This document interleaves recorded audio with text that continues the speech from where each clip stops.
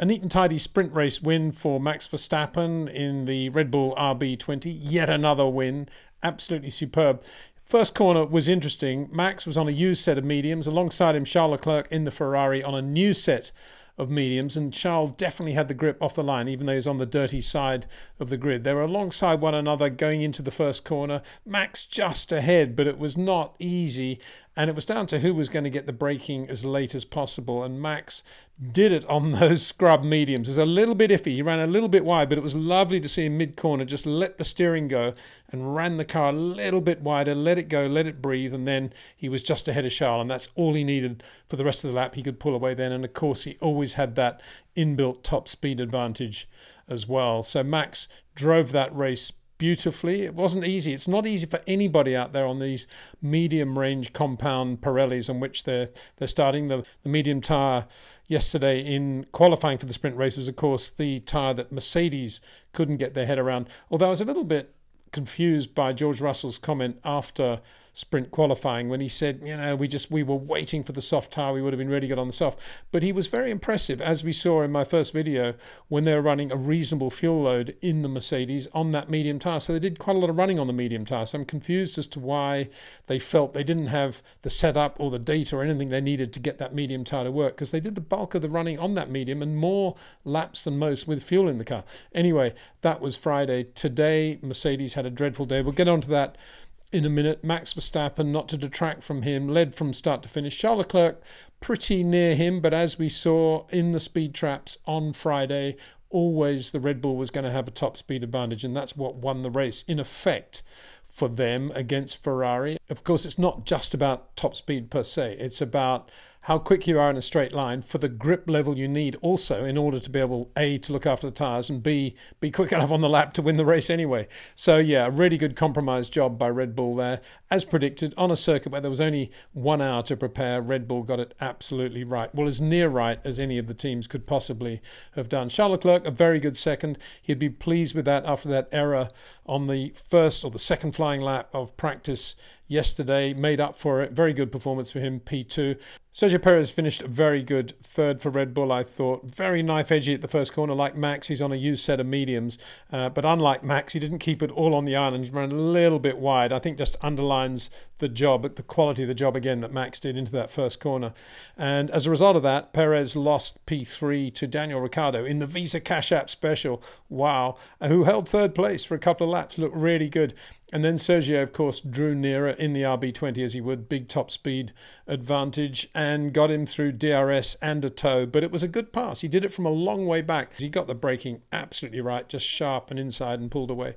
After that, he was about a second a lap, 3/4 of a second a lap slower than Max. He'd used his tyres more. So good job by him. And a great job, of course, by Daniel Ricciardo. Yes, he got passed by Perez in the Red Bull, but nobody else got past Daniel Ricciardo. Carlos Sainz tried very hard in the other Ferrari, but even with DRS, he couldn't match the top speed of the Visa Cash App. And behind him, Oscar Piastri in the other McLaren Mercedes, more or less the same as Carlos, cancelling one another out with DRS, but doing a very good job to finish sixth. So Daniel Ricciardo, an elated fourth, building on that wonderful qualifying performance yesterday. Great to see him back where he should be, racing right at the front or near the front, showing that he has the talent, of course, as we all knew, to win Grand Prix again and maybe even to be back at Red Bull, who knows. But this was possibly a game-changing race for Daniel Ricciardo. Particularly, dare I say it, that he beat the young Australian who replaced him at McLaren in 2023.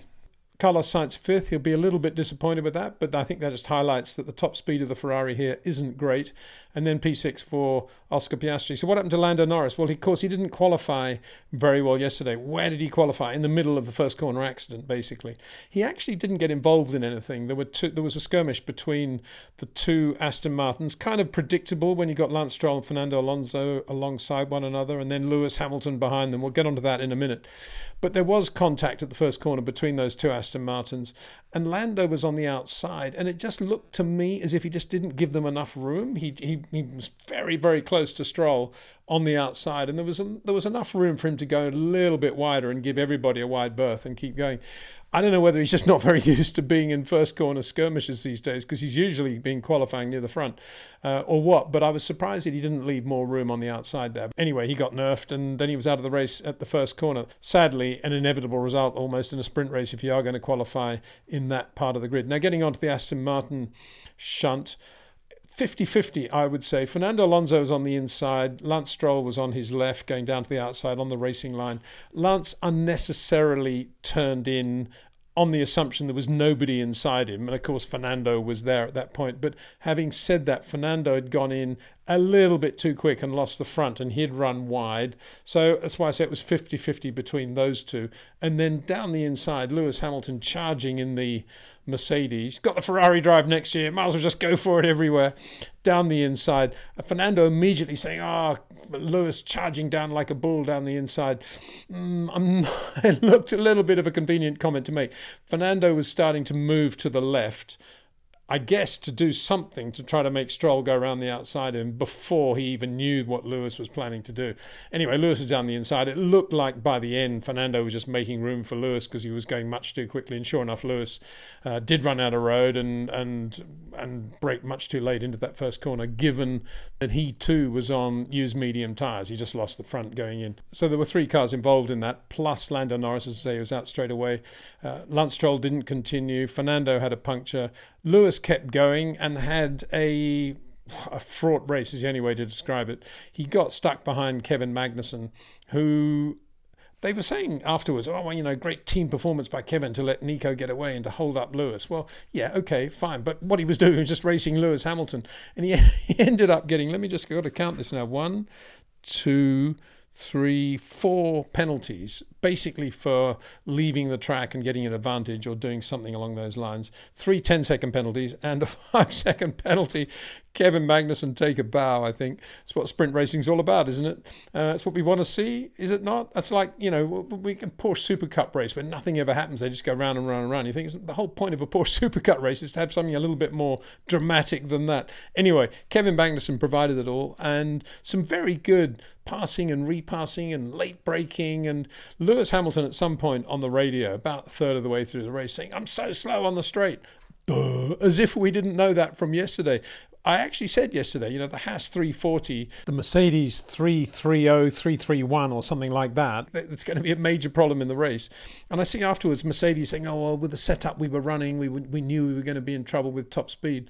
Well, why run that setup? I mean, why not? If Mercedes don't have it right yet in terms of an efficiency package and having all the downforce they need for the top speed they need, in other words, live in Red Bull territory, why not do something a bit different and go for massive top speed in Miami with all these straights? Why not? You've got 2 great racing drivers, Lewis Hamilton and George Russell. If you take wing away so they haven't got that much downforce, yeah, they're going to have to massage the tyres a bit, but it give them a decent straight line speed advantage and they might be able to do something spectacular in the race. As it was, with DRS in the tow, Lewis Hamilton could do nothing about Kevin Magnussen. And in trying to get past Kevin, he got passed by Yuki Tsunoda, who's about the only one of the top runners to go with soft tyres after a poor qualifying, and drove really well. Did a really good pass on Lewis as well, which probably would have irritated Lewis, although one part of me thinks, is Lewis really worried about any of this? Is he not just thinking of, well, I'm sorted for next year, I'm going to have fun if it works, if not, who cares?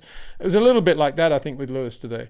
It wasn't one of his greatest races, in my opinion, but having said that, Mercedes looked terrible. George Russell had to back off at the first corner to avoid the Lando Norris Lance Stroll thing, and lost a few positions, and he was just stuck in amongst the Saubers and really could do nothing either due to the lack of top speed again.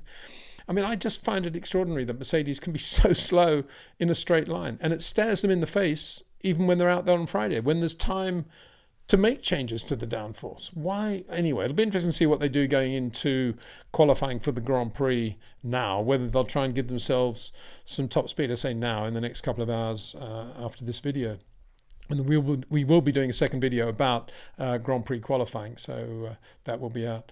So yeah, a really, really bad day, bad race for Mercedes. Not a good race for Aston Martin either, you could say.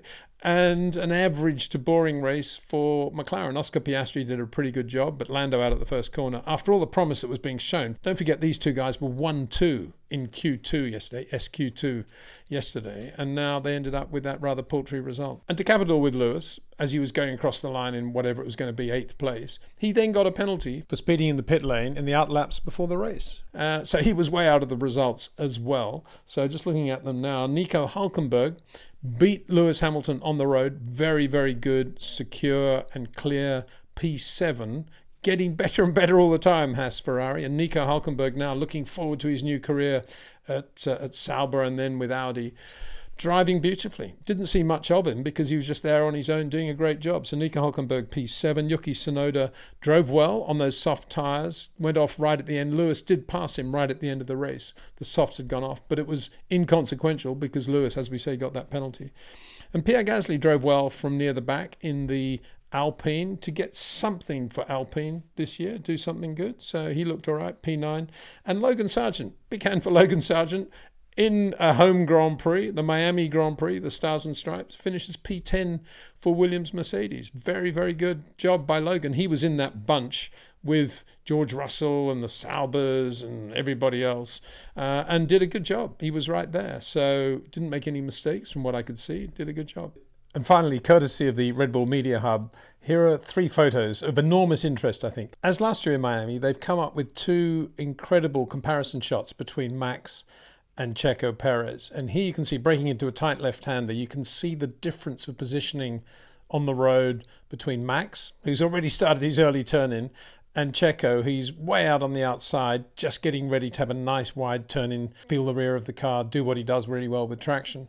But there's Max doing what he does down the inside, breaking into that transition about which we often talk about. There is short corners personified. And I love this picture too of Adrian Newey and Piero Ladi Ferrari, the son of Enzo Ferrari, having a bit of a laugh on the grid before the sprint race. Anyway, that was the sprint race. Looking forward to qualifying for the Grand Prix and, of course, the race tomorrow. We'll be back with another video. See you then.